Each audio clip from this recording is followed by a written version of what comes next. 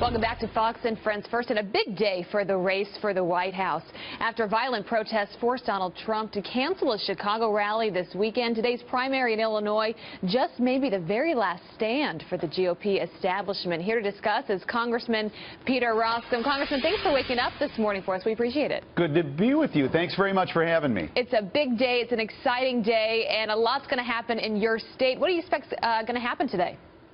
I have no idea, and I don't think anybody else does. Look, I was going door to door a couple of days ago with my wife in our hometown, and I represent parts of Cook and DuPage County, which are two of the biggest counties in Illinois, and I was absolutely surprised at the number of people that were coming to the door saying, I don't know who I'm going to vote for president. These are people who are definitely voters. You know, this is not a new group that's coming in, but they just haven't made up their minds, and I think a bunch of people are going to make up their minds between the parking lot and the front door of the polling place today. Have you made up your mind yet? I have not made up my mind. I'll go in there and we'll make a good decision. I know I'm going to vote for Peter Roskam for Congress.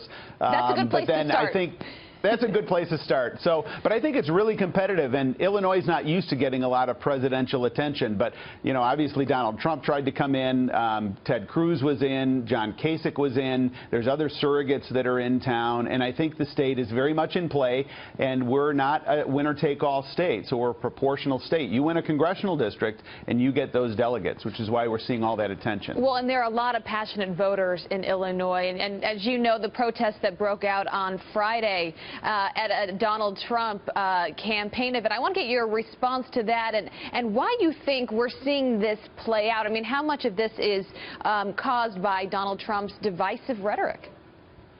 Well, I think Donald Trump represents an opportunity and a challenge for the Republican Party. So the opportunity is he's bringing in new voters, which is a good thing, and he's taking on a political correctness culture that has essentially saturated us and has to be dealt with. But the divisiveness, I think, is really a concern, and he's also got to be careful to create incentives for people to be, you know, more and more physical at these things. And even though everybody's got the right to say whatever they want under the First Amendment, so long as they're not inciting violence, I think we also need to recognize, look, this is someone who's running to be the nominee of the party of Abraham Lincoln and the party of Ronald Reagan. And just because you've got the right to say things doesn't mean you need to say everything that you're thinking. I think that's well said. Well, it's going to be an important day. Congressman Roskam, thanks for being with us this morning. Good luck to you. Great to be with you. Thanks very much.